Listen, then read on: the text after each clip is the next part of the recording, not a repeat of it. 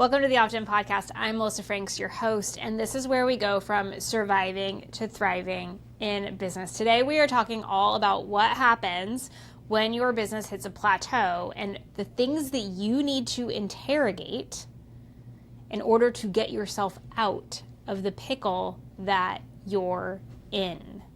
One of the conversations that come up over and over and over again is everything was working and then growth just stalled and I don't know what happened. And often you seek out advice and counsel from other people. You can get yourself confused, you get distracted, you start chasing a whole bunch of things, and then what was a plateau becomes a backslide where your business actually starts to shrink because you're chasing too many things simultaneously and you don't actually know what caused the plateau to begin with. That's why this podcast is here today, because there's a lot of self-diagnosis that you can do on your end that doesn't require you to phone a friend, pay a coach, do any of those things. So we're going to break down exactly the top 4 things that you can take a look at if your business has achieved a plateau, and maybe you'll get some advice on what to do. Now, here is what I'm going to say to you before we get started. A plateau is not a 1-month occurrence. If you are experiencing a plateau, it means that your sales have been flat, have been the same, have not experienced any sort of growth whatsoever for at least 1 quarter. 3 months. Really, you declare the plateau at 6, you need to have at least 3 months of, we cannot break this number, no matter what we do, this is where we are. And in fact, bigger businesses that have been around for a long time, those legacy brands, they don't declare a plateau until they've seen the same thing for a few years in a row. So the bigger you are, the longer it takes for you to actually declare that this has happened and for you to start doing things in order to make adjustments in your business. So if you're panicking right now because last week's sales are not the same as this week's sales, you're not having a plateau. This is just business fluctuation because you cannot control a lot of things out there in the world. You cannot control the political climate. You cannot control the economic climate. You cannot control how people are spending their paychecks, paycheck to paycheck. You cannot control other brands or businesses that are throwing stuff on sale or making new offers. You cannot control any of those things. And so if you start declaring that your business has stalled too early, you could do significant damage to what's actually a healthy, thriving, growing business without even realizing it. So, first things first, before we even get into what you need to look at. If it's been 3 months or longer, okay, let's start the game. Let's start the ball game. Let's see exactly what is going on. So as I promised, I'm going to give you a few things for you to look at. So the very first thing, if your business has hit a plateau, is for you to look at the data. Now, we've talked about this a bunch, so you know how important I am going to tell you all day long. Understanding the numbers of your business is for you to have a long-term, functioning, successful, sustainable, profitable business. You need to know the numbers. And this is not that you know your net profit and your gross revenue. I'm not talking about that. You need to know other things. You need to know your cost to acquire a customer. You need to know the lifetime value of your customer. You need to know a variety of performance metrics. So if you're running paid ads, what's your return on ad spend? You need to know what your overhead expenses, how much does it cost you to fulfill? What's the cost of goods sold? You need to know all of these sorts of metrics. And here's why. When your business hits a plateau, the first place you go is to the data. So you've declared, we can't break this revenue ceiling. We make $100,000 a month. We cannot make any more than $100,000 a month. And we're always like 5 to 10, in the range. We're either at like 95 or 105, but we can't get out of this thing. We can't do it. It's been 4 months and we're unable to do it. Once we hit it, we couldn't move. Okay, cool. You're in a plateau. What's the data telling you? Is the data telling you that your cost to acquire customers has significantly gone up and that you need to be comfortable with the fact that it's going to cost you more to get them and you need to just spend more. Maybe that's what it is.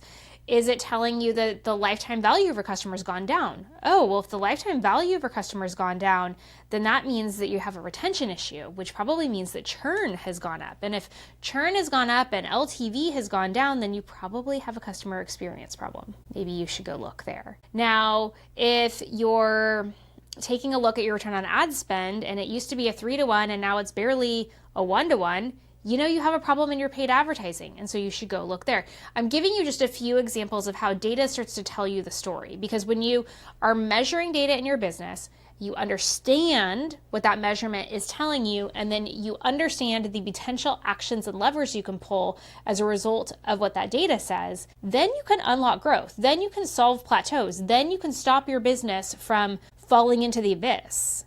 If you're not looking at your data, if you're not tracking this information over time, then what ends up happening is that you are literally just driving the car blindfolded. And you are hoping that you don't run any red lights, you are hoping you don't kill a pedestrian, and you're hoping that you get to your destination intact. And that's reckless. If you saw somebody driving down the street right now with the blindfold on, you would pull your car over and call 911 because that is so dangerous. And so if you are doing that in your business because you're not looking at the data, call emergency services on yourself.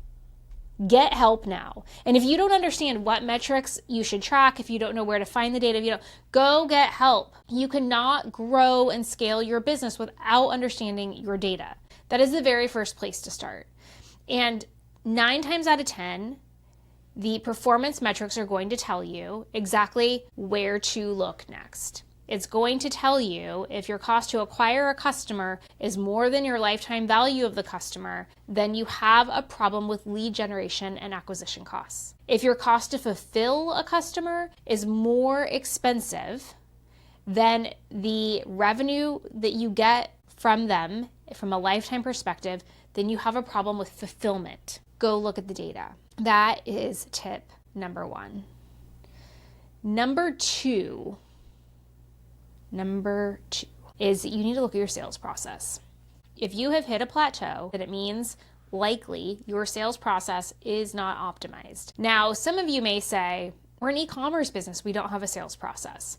Or we're a product-based business, we don't have a sales process. Everybody has a process. Everybody has a sales funnel. Everybody has a conversion rate. Everybody has a sales process. If you sell anything, there is a process to sell it. So if you are concerned that this tip is not for you because you're like, we don't have a sales process, people just buy stuff, that's why you've had a plateau, because you don't have a sales process. So we can just stop here and keep moving on.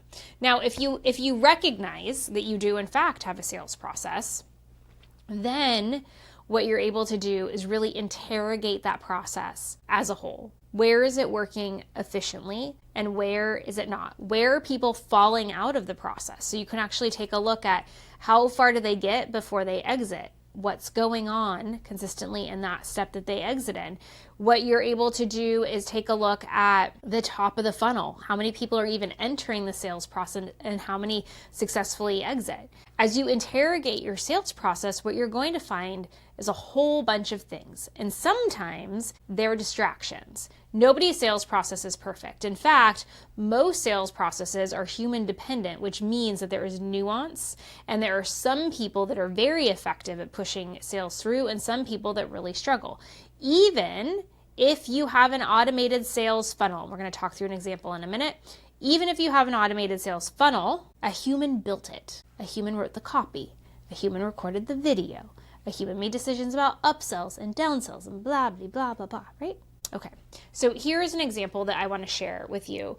A client that we have worked with in the past had a variety of ways for potential clients to get into the sales process for a specific thing that they were selling. And that top of funnel strategy included things like freebies or a low ticket offer, so spend $17, or a webinar or a masterclass. There's like all these various ways. And once they got into the sales process, then they had the opportunity to buy an offer, which was a little more expensive than the low ticket offer. They had an opportunity to upgrade that offer, and they had the opportunity to then add some things on as they went through. And one of the things that we were noticing is that traffic was really high to that initial offer. However, the successful checkout was really, really low. And we optimized all the steps. So like, where are they bailing? We even looked at like, what part of the web page are they not going past? Like, where are they stopping and exiting the screen? How many different ways have they gone through checkout? And what we found was a variety of things. The checkout process was really confusing and convoluted. We didn't capture payment early enough in the process, so they would decide that they wanted to buy, and then they'd be presented with a couple of upsells or downsells, and then they would exit out because they got overwhelmed. We found that there were some sections of the sales page that were distracting and caused early exits. We found that our abandoned cart rate was really, really high, and that we didn't have a way to come back and get them after. And so we found all of these things and then had to kind of decide what to do. And because we didn't know which one was going to actually solve anything, we addressed them all simultaneously. Can you guess what happened next? We had no idea if any of them worked. The reason that I say that is because after we fixed, or thought we fixed, all of the things, then we went back and we started looking at the data again, and nothing changed. Nothing changed. Of course, like, they stayed on the web page a little bit longer, but our metrics around how many people abandoned their cart, how many actually completed checkout, what our conversion rate was, stayed the same. Stayed the same. And now one could argue that we should have changed one thing at a time and like watch to see what moved the needle. But I want to get to the punchline with you. The problem wasn't actually that part of the sales funnel. The problem was where they were coming from. And what we discovered after none of that worked was that the couple of ways that we had them entering top of funnel, only one of them had a high conversion rate for the offer that they got next. Only one.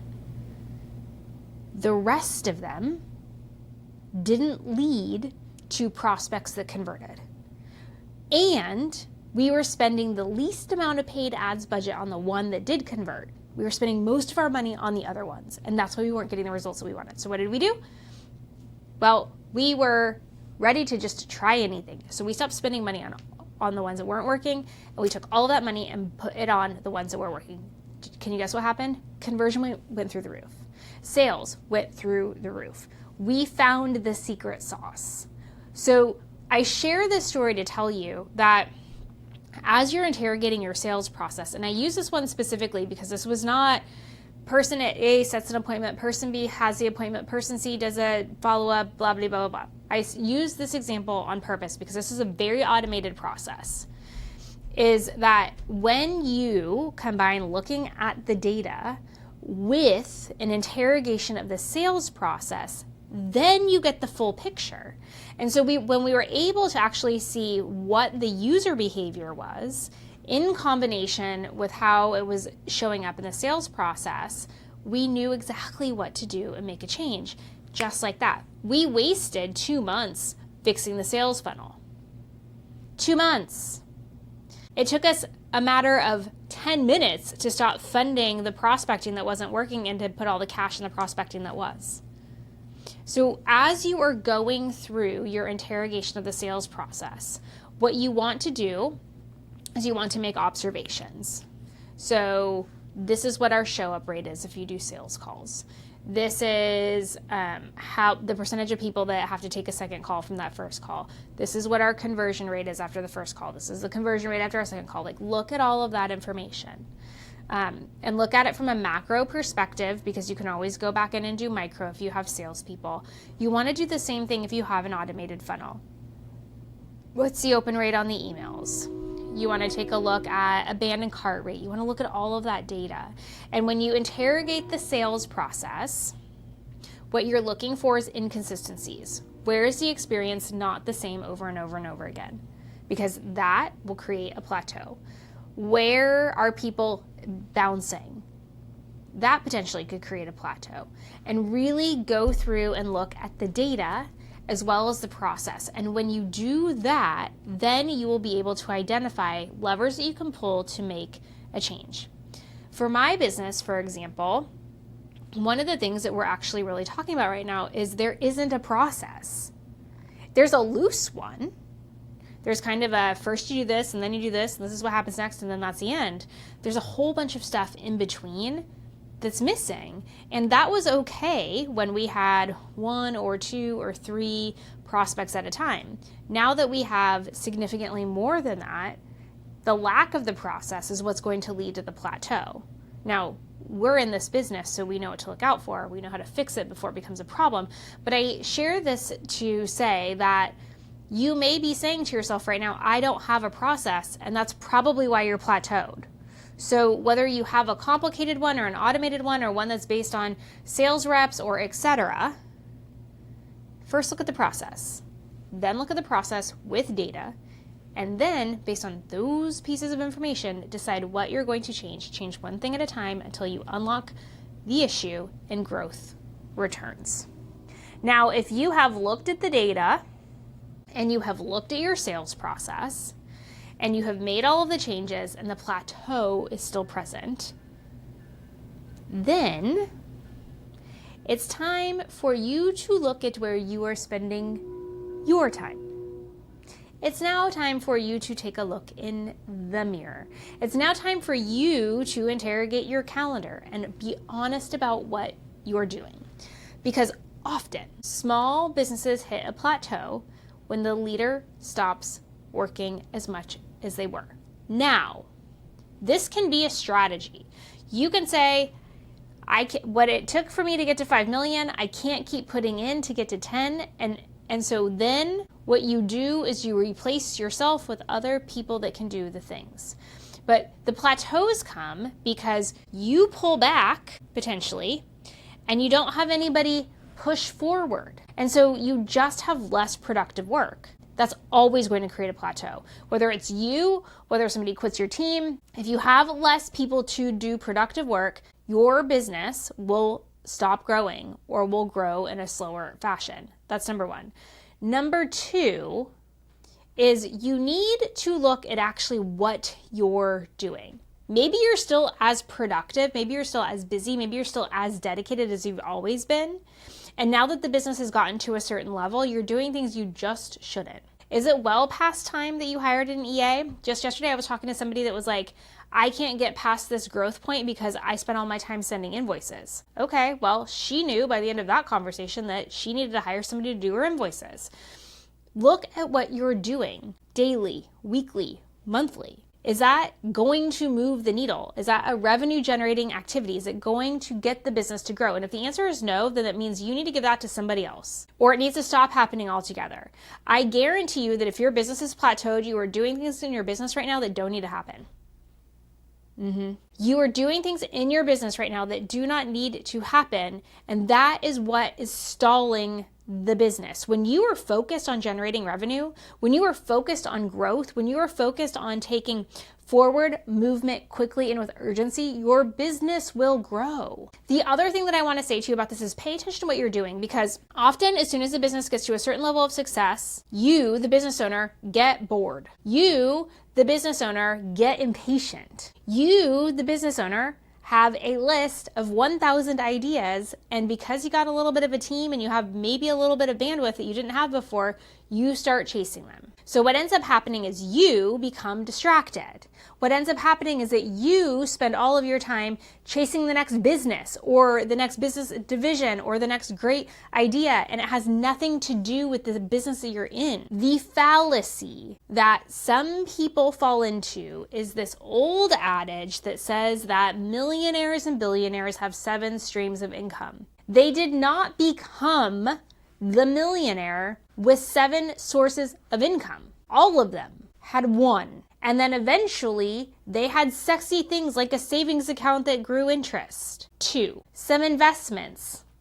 3, They bought a house that appreciates in value. 4. Do you get what I'm saying? I still haven't said they've started another business. They've just diversified what they're doing with their assets. Stop believing you need to do things in a multiplying fashion in order to achieve the goals that you want. The fastest path to success is to stick with what you are, to be dedicated, to be focused, and not distracted. So you need to, if you have looked at the sales process and you have looked at the data and things are still plateaued, you need to look at yourself in the mirror. You need to identify how you're spending your time, and you need to make adjustments so that your time is being spent generating revenue, even if that means that you're more actively leading your people than chasing other ideas, taking a step back, etc., etc. If you want to work less, then you have to be okay with the plateau. Full stop. And that's okay. You may only want a $3 million business. You may not want a $7 million business. You're probably not listening to this podcast if that's you, because you're comfortable with the plateau, because the plateau was your goal. And then the last thing, if you've paid attention to what you're doing, you've delegated things that you don't need to do, if your head's down, focused on revenue, you're still not growing, you need to pay attention to what your team is doing. You need to dive deep into what their priorities are, what they're executing against, how full their plates are, what their decision-making framework and processes are like. You need to get into the weeds with them, because what's happening is that there's an inefficiency there. What's happening is that they're all doing something collectively or independently that's getting in the way of growth in your business. It could be that the culture is bad. It could be that people are confused and don't want to speak up. It could be that everybody has a different set of priorities and the priorities contradict, which means that no forward progress or momentum is being made. If you have one of those businesses where things just don't get done all the way to fruition, that might be one of your biggest challenges. It is very, very true that you have to slow down to speed up. It is very, very true that you have to slow down to speed up. And the reason for that is because during the slowdown, you get everybody on the same page. During the slowdown, you make sure that there are standard ways of doing things. During the slowdown, you make sure that you really evaluate what works and what doesn't, and you focus on the things that matter. And when you have all of that working in concert together, when the team is operating like a well-oiled machine, then you can put your foot down on the gas and you can speed up. And that's when growth propels and goes forward. So really all that this podcast is talking about, these things that you interrogate when you hit a plateau, it's really specific to slowing the business down, taking stock of where you are, evaluating what really is the current set of circumstances so you can make smart decisions about what to do next. A plateau is a reality. Every business has them. And in fact, your business is probably going to operate more in the land of plateau than high growth. It's just reality. And that's because, to a certain extent, plateau is comfortable. But also, plateau is when you stabilize. When your business gets to a plateau where there's consistent revenue coming in, it gives you a moment to breathe and say, okay, so now we can fix some stuff. Now we can optimize some things. Now we can hire and spend a little bit of time getting the team the right level of skills so that we can jump to the next level. One of the really interesting things that I've heard Alex Hormozi say quite a few times, because he's done a good amount of study on this with all of the businesses that he has and he's been looking at, is that when you decide to change one thing in your business, you can expect a 20% decrease in profitability and sales, etc., until that thing has been mastered. And so when you hit the plateau and you start to make changes, you should expect that you're either going to stay in the plateau or dip down a little bit until the things begin to work in your favor.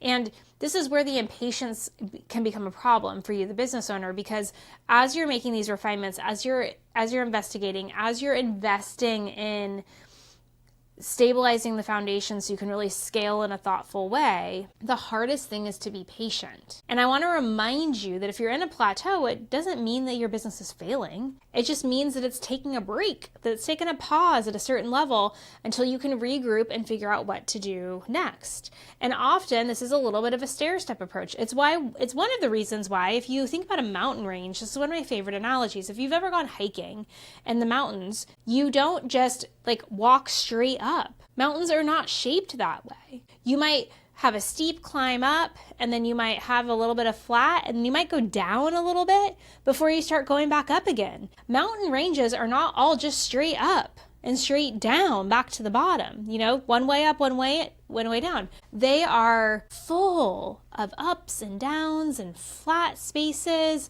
and that's how your business growth is going to look. A healthy business doesn't just climb, climb, climb, climb, climb. It's not a roller coaster where eventually you're going to get to the top and then you're going to crash all the way to the bottom before you go back up again. You don't want a business like that. You would rather have a business that's built like a mountain range. It's not going anywhere, that took millions of years to be able to come into formation, right? Like, you want something that's going to stand the test of time, that's going to weather the storms and the earthquakes and all of the other things. So as you look at your revenue journey, like a mountain range, be grateful for the plateaus. It gives you a minute to catch your breath.